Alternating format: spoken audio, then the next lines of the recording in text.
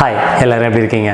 இன்றைக்கி வீடியோவில் என்னோட ரீசெண்ட் ஃபைண்டிங் ஒன்று பற்றி தான் பார்க்க போகிறோம். இந்த பக் வந்து நான் எங்கே கண்டுபிடிச்சேன் அப்படின்னா இன்டெகிரிட்டி அப்படின்ற ஒரு பிளாட்ஃபார்மில் ஒரு பக் பவுண்டி ப்ரோக்ராமில் வந்து கண்டுபிடிச்சேன். இது வந்து ஏஎம்டி அப்படின்ட்டு ஒரு சைட் தான். உங்கள் எல்லாருக்கும் தெரிஞ்சிருக்கும்னு நினைக்கிறேன். கண்டிப்பாக உங்களுக்கு தெரிஞ்சிருக்கணும். ஏன்னா ஏஎம்டி வந்து ஒரு பெரிய வெப்சைட்டு.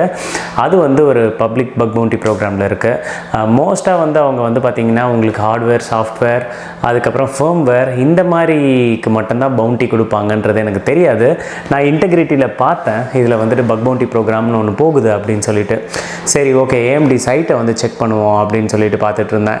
ஸோ அந்த மாதிரி செக் பண்ணும்போது ஒரு சில விஷயங்களை நான் கண்டுபிடிச்சேன். ஒரு பக்கு கண்டுபிடிச்சி அந்த பக்கை வந்து நான் ரிப்போர்ட் பண்ணேன். ஸோ ஃபஸ்ட்டு இந்த இஷ்யூவை பற்றி நான் டீட்டெயில்டாக உங்களுக்கு சொல்லிடுறேன். இந்த இஷ்யூ வந்து என்ன அப்படின்றத பார்த்தீங்கன்னா, ஒரு யூசரால் இன்னொரு யூசரோட விஷ் லிஸ்ட்டை வந்து க்ளோஸ் பண்ண முடியுது. விஷ் லிஸ்ட்னா என்ன அப்படின்றத சொல்லிடுறேன். இப்போ எல்லாருமே வந்துட்டு நம்ம அமேசான், ஃப்ளிப்கார்ட்லாம் பார்த்துருப்போம்.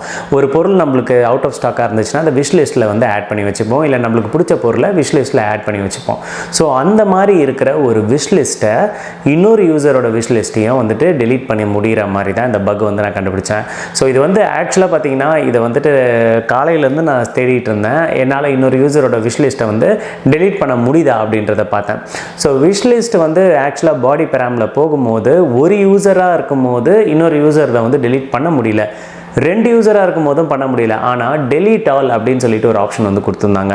அந்த டெலீட் ஆல் அப்படின்ற ஒரு ஆப்ஷனை யூஸ் பண்ணால் மற்றவங்கள்தையும் சேர்த்து டெலீட் பண்ணலாம் அப்படின்ட்டு இருந்துச்சு.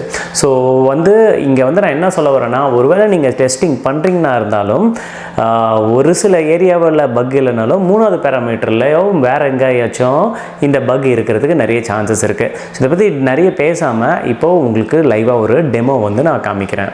ஸோ கைஸ், இந்த பக் வந்து எங்கே கண்டுபிடிச்சேன் அப்படின்றத ஃபஸ்ட்டு உங்களுக்கு நான் காமிச்சிக்கிறேன். ஃபஸ்ட்டு என்னோடய இன்டெகிரிட்டி ப்ரோக்ராமை வந்து நான் ஓப்பன் பண்ணிடுறேன். இன்டெகிரிட்டியில் தான் இந்த பக்கை நான் சொன்ன மாதிரி கண்டுபிடிச்சேன். ஸோ அதுக்குள்ளே இப்போ நான் லாகின் பண்ணிக்கிறேன். இங்கே பார்த்தீங்கன்னா உங்களுக்கு வந்துட்டு இந்த ப்ரோக்ராம்ஸ்குள்ளே நீங்கள் போனீங்கன்னா இங்கே ஏஎம்டி அப்படின்னு சொல்லிட்டு இருக்கா. இந்த ஏஎம்டிக்குள்ளே தான் போயிட்டு நான் இந்த பக்கை வந்து நான் கண்டுபிடிச்சேன். நான் வந்து என்ன நினச்சேன்னா, இவங்க வந்துட்டு ஸ்கோப் வந்து எப்படி கொடுத்துருந்தானுங்கன்னா, ஸ்கோப் வந்து ஹார்ட்வேர், ஃபேர்ம்வேர், சாஃப்ட்வேர் அப்படின்ட்டு தான் கொடுத்துருந்தாங்க. நான் நினச்சேன் சாஃப்ட்வேர்னு வெப் ஆப்பும் அதில் வந்து இன்க்ளூடட் அப்படின்னு நினச்சிட்டு நான் வந்துட்டு ஒரு பர்டிகுலராக ஒரு டொமைனை வந்து டார்கெட் பண்ணேன். ஸோ ஏஎம்டி ஃபேன் ஸ்டோர் அப்படின்னு சொல்லிட்டு இருக்குல்ல, ஸோ இதை தான் வந்துட்டு நான் டார்கெட் பண்ணேன். இப்போ பார்த்தீங்கன்னா இது எப்படி ஒர்க் ஆகும் அப்படின்றத நான் வந்து காமிச்சிக்கிறேன். ஸோ இன்னொரு ப்ரைவேட் விண்டோ வந்து ஓப்பன் பண்ணிக்கிறேன். இதுலேயும் வந்துட்டு ஏஎம்டி ஃபேன் ஸ்டோர் வந்து நான் ஓப்பன் பண்ணிடுறேன். ஸோ இதில் வந்துட்டு இப்போ வந்து நான் லாகின் பண்ணிடுறேன். இப்போ பார்த்தீங்கன்னா ஓகே,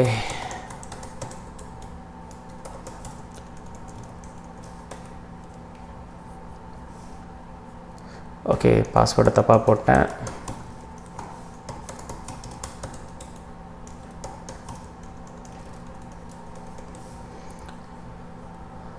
ஓகே, இப்போ பார்த்தீங்கன்னா நம்ம வந்து ஒரு இன்காக்னிட்டோவில் வேறு ஒரு இமெயில் வச்சு லாகின் பண்ணியிருக்கோம். இப்போ வந்து இந்த அக்கௌண்ட்டில் வந்து நான் ஆல்ரெடி லாகின்ல தான் இருக்கேன். ஸோ இப்போ பார்த்தீங்கன்னா விஷ் லிஸ்ட்டு வந்து நான் வந்து க்ரியேட் பண்ணுறேன். இப்போ இருக்கிற விஷ் லிஸ்ட்டு எல்லாத்தையுமே வந்து ரெண்டு ப்ரொஃபைல்லையுமே வந்து டெலீட் பண்ணிடலாம். இதில் ஏதாச்சும் விஷ் லிஸ்ட் இருக்கா? இதில் விஷ் லிஸ்ட்டே கிடையாது. ஸோ இப்போ நான் என்ன பண்ணுறேன், ஒரு புதுசாக ஒரு விஷ் லிஸ்ட்டை வந்து க்ரியேட் பண்ணுறேன். டெஸ்ட் 1 அப்படின்னு சொல்லிட்டு க்ரியேட் பண்ணுறேன். ஸோ இப்போ நான் வந்துட்டு க்ரியேட் பண்ணோன்னே இப்போ எனக்கு டெஸ்ட் 1 அப்படின்னு சொல்லிட்டு இங்கே வந்துருச்சு. அதே மாதிரி இப்போ இன்னொரு ப்ரொஃபைல் இருக்குல்ல, இன்காக்னிட்டோவில் வேறு ஒரு ப்ரௌசரில் லாகின் பண்ணியிருக்கலாம். அங்கே போயிட்டு இங்கே வந்து டெஸ்ட் 2 அப்படின்னு சொல்லிட்டு இங்கே ஒரு விஷ் லிஸ்ட்டை வந்து நான் க்ரியேட் பண்ணுறேன். இந்த விஷ் லிஸ்ட்டுக்குள்ளே எந்த ஒரு ப்ராடக்ட்டுமே இல்லை.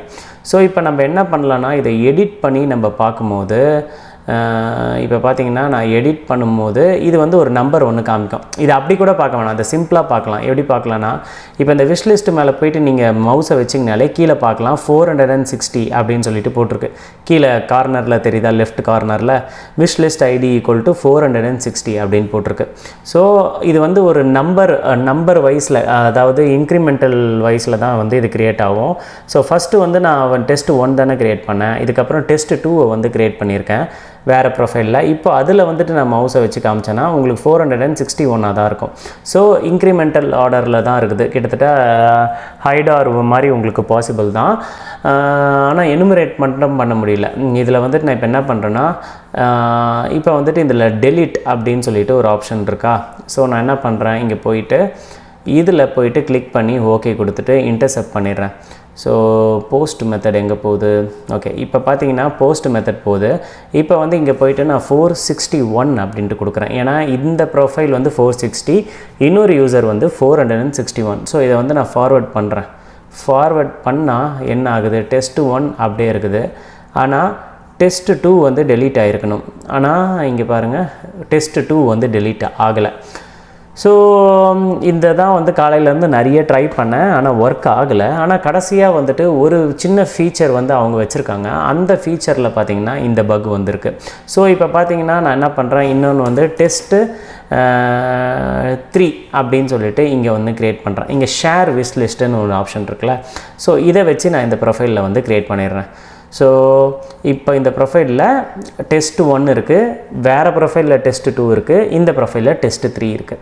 ஸோ இது வந்து என்ன இருக்கும்? இது வந்து 460, பக்கத்து ப்ரொஃபைலில் 461, இது வந்து 462. ஸோ 3 நம்பர் நம்மக்கிட்ட இருக்குது. நம்ம இப்போ டெலீட் பண்ண வேண்டியது 461, அதாவது வேறு ஒரு ப்ரொஃபைலில் இருக்கிற ஒரு ஆள்து. ஸோ இந்த பட்டன், இந்த சிங்கிள் டெலீட் பட்டனில் இந்த பக் வந்து ஒர்க் ஆகலை. ஆனால் இந்த டெலீட் ஆல் பட்டனில் பாடி பேராமீட்டரில் நம்ம ஒரு சின்ன சேஞ்சஸ் பண்ணும்போது இந்த பக் வந்து ஒர்க் ஆகுது. So intercept on, now click on delete all. Okay, நான் ஃபார்வர்ட் பண்ணுறேன். delete wish list அப்படின்னு சொல்லிட்டு இருக்கா. ஸோ அந்த delete wish லிஸ்ட்டில் இங்கே பார்த்தீங்கன்னா wish list நம்பர் மட்டும்தான் அவங்க ஃபார்வர்ட் பண்ணியிருக்காங்க, 460 and delete wish list equal to 462. ஏன்னா 460யும் 62 மட்டும்தான் இங்கே இருக்குது, 61 வேறு இடத்துல இருக்குது. ஸோ இப்போ நான் என்ன பண்ணுறேன், இந்த இடத்துல போய்ட்டு 61 அப்படின்னு சொல்லிட்டு கொடுத்து இந்த இடத்துல ஃபார்வர்ட் கொடுத்துட்றேன். இப்போ பார்த்தீங்கன்னா ஃபஸ்ட்டு பேராமீட்டர் நம்ம கரெக்டாக கொடுத்துருக்கோம், ஆனால் இப்போ நம்ம 61 தான் கொடுத்துருக்கோம் கரெக்டாக. ஸோ 61 கொடுத்தா 61 அந்த ப்ரொஃபைலில் இருக்குது. இப்போ இதை ரிஃப்ரெஷ் பண்ணால் வேறு ஒரு யூசரோட விஷ் லிஸ்ட்டை நம்மளால் இங்கேருந்து டெலீட் பண்ண முடியுது. இதை வந்து நான் ரிப்போர்ட் பண்ணேன். இது வந்து ஒரு ஃபேன் ஸ்டோராக இருந்தது, வேறு எந்த ஒரு பக் அவ்வளோ சீக்கிரம் கண்டுபிடிக்க முடியல. இது இமீடியட்டாக குயிக்காக நான் பண்ணேன், அதனால் அவ்வளோ ஸ்பீடாக என்னால் பண்ண முடியல. ஓகே, இது வந்து கண்டுபிடிச்சேன்.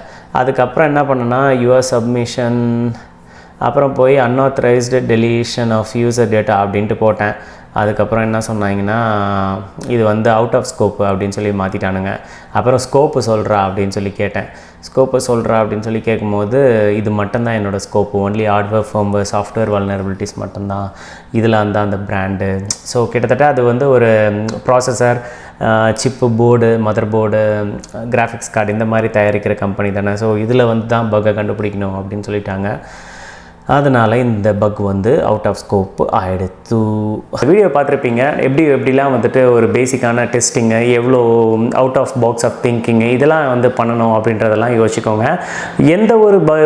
எந்த ஒரு வெப்சைட்டாக இருந்தாலுமே அதில் வந்து கண்டிப்பாக பக் இருக்கும். உங்களோட ஸ்கோப் வந்து எங்கே இருக்கணும்னா, ஒரு வெப்சைட்னால் அந்த ஒரு வெப்சைட்லேயே தான் நீங்கள் இருக்கணும். கண்டிப்பாக ஒரு 1 வீக் இல்லைனா எங்கேயாச்சும் கண்டிப்பாக அந்த ஸ்கோப்பை மாற்றாமல் கண்டினியூஸாக ஒரே இடத்துலையே ஒரே டிஃப்ரெண்ட் பேராமீட்டரில், டிஃப்ரெண்ட் ஏரியாவில், டிஃப்ரெண்ட் டைப்பில் எல்லா வகையான எனுமரேஷன் இந்த மாதிரி எல்லாமே சேர்த்து பண்ணும்போது உங்களால் கண்டிப்பாக பக்கு கண்டுபிடிக்க முடியும். நான் வந்து சொல்லியிருந்தேன் ஆல்ரெடி, இந்த மாதிரி நம்மளோட சேனலில் வந்துட்டு கொலாபரேஷன் யாராவது வரீங்கன்னா கூட, இன்ட்ரெஸ்டடாக இருக்கிறீங்கன்னா கூட சொல்லுங்கள். நம்ம எல்லாருமே வந்துட்டு கொலாபரேஷன் பண்ணி நிறைய வீடியோ போடலாம் அப்படின்னு சொல்லிட்டு. உங்களுக்கு நிஜமாகவே இன்ட்ரெஸ்டடாக இருக்குது அப்படின்னா நீங்கள் கண்டிப்பாக வந்துட்டு என்னோட இன்ஸ்டாகிராமில் வந்துட்டு எனக்கு பர்சனலாக ஒரு டிஎம் மெசேஜ் பண்ணுங்கள். எனக்கு நிறைய மெசேஜஸ் வந்து ரெக்வஸ்ட்டாக தான் வரும், ஸோ பார்க்கலன்னா தப்பாக எடுத்துக்காதீங்க. நீங்கள் வந்துட்டு எனக்கு மெசேஜில் வந்துட்டு இந்த மாதிரி நான் கொலாபரேஷன் பண்ணுறதுக்கு இருக்கேன், நீங்கள் என்னென்னலாம் பக் பவுண்டி இது வரைக்கும் கண்டுபிடிச்சிருக்கீங்க, உங்களோட மெத்தடாலஜிஸ்லாம் என்ன அப்படின்றத பேசினா நம்ம கம்யூனிட்டியில் இருக்கிற எல்லாருக்குமே ஒரு அண்டர்ஸ்டாண்டிங் வரும். நிறைய பேருக்கு வந்துட்டு நிறைய விஷயங்கள் புதுசாக தெரியும். இப்போ என்கிட்ட இருக்க ஒரு விஷயத்தை மட்டும்தான் நான் ஷேர் பண்ணுறேன், இன்னொருத்தங்க கிட்ட இருக்க விஷயத்தை ஷேர் பண்ணும்போது நம்ம எல்லாருக்குமே அது வந்து ஒரு பெரிய விஷயமா வந்து ஷேர் ஆகும். ஸோ அது வந்து இன்னும் கொஞ்சம் இந்த கம்யூனிட்டியை பில்டு பண்ணுறதுக்கு இம்ப்ரூவ் ஆகும். ஸோ நீங்கள் வந்துட்டு எனக்கு இன்ஸ்டாகிராமில் மறக்காமல் மெசேஜ் பண்ணுங்கள். இந்த வீடியோவை உங்கள் ஃப்ரெண்ட்ஸ்க்கும் யாருக்காவது ஷேர் பண்ணுங்கள். அவங்க யாராச்சும் வந்து பக் பவுண்டி பண்ணுறாங்க, செக்யூரிட்டியில் இருக்காங்க, SIEMல இருக்கலாம், AWSல இருக்கலாம், எதுவாக வேணால் இருந்திருக்கலாம், ஒரு ஜென்ரல் ஐடியாவாக அவங்களுக்கு ரொம்ப மற்றவங்களுக்குலாம் யூஸ்ஃபுல்லாக இருக்கும். So thank you so much for வாட்சிங் திஸ் வீடியோ அகைன். இந்த வீடியோ பற்றி என்ன நினைக்கிறீங்கன்றதை கமெண்ட்டில் சொல்லுங்கள். இன்னொரு வீடியோவில் இன்னொரு கண்டல பார்ப்போம். பாய்.